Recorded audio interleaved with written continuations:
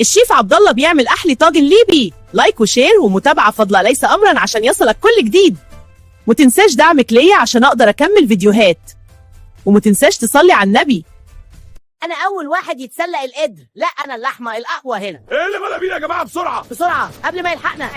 انا الشيف عبد الله، اقوى شيف هنا. مين؟ الكل اتخد وهرب. الكنيزه بتبقى الشيف عبد الله تخيلي بيه.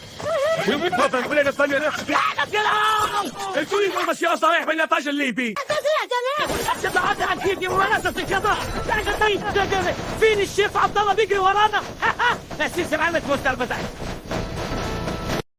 السلام عليكم ورحمة الله وبركاته. كلهم فكرة جديدة، كلهم حاجة جديدة، كلهم جديد. أولا صلى على الحبيب قلب الخطيب.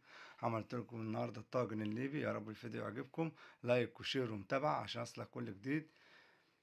جبت طبق زي ده، نزلت فيه ب3 بيضات،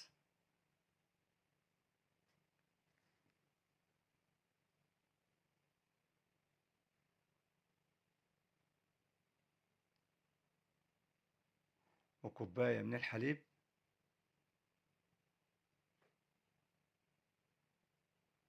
وربع كوباية زيت،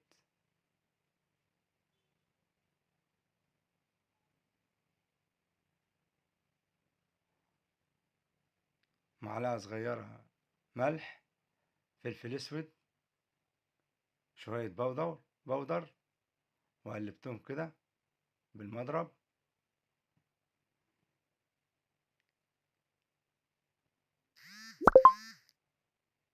وهنزل بعد كده بكوباية وربع من الدقيق،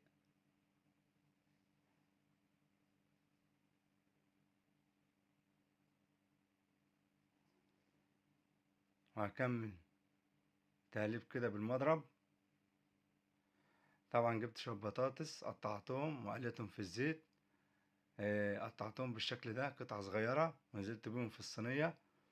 بعد كده نزلت بالمكونات اللي عملتها دي.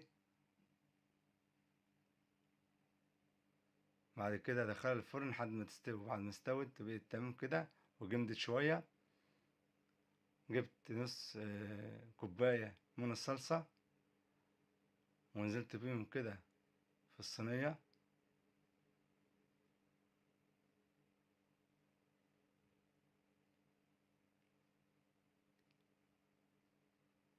وهنزل بعد كده بالجبنة الموزاريلا وافردها بالشكل ده.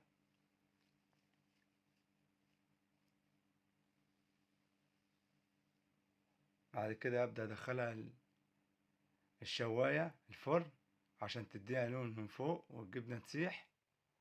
طلعتها بقت بالشكل ده، ابدأ اقطعها بالسكينة بالطريقة دي.